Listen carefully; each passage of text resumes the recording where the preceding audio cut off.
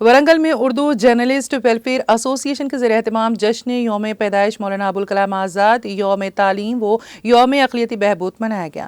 اس programme کی صدارت محمد قادر معی الدین صاحب NRI نے کی ہے اور اس پروگرام کے مہمان خصوصی کی حیثیت سے ڈاکٹر محمد بہادر علی موظف پرنسپل اسلامیہ ڈگری کالج ورنگل اور ڈاکٹر میر کوکب علی صاحب پرنسپل اسلامیہ ڈگری کالج ورنگل نے شرکت کی۔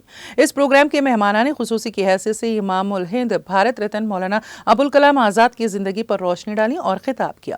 یہ پروگرام 12 نومبر بروز منگل بمقام گولڈن گیسٹ ہاؤس LB نگر ورنگل میں منعقد ہوا۔ اس پروگرام میں ورنگل LB نگر سے تعلق رکھنے والا Masoom Ali government high school LB نگر کے طالب علم MD سمیر کو انڈر 14 متحدہ ورنگل کرکٹ ٹیم کے لیے منتخب کیا گیا۔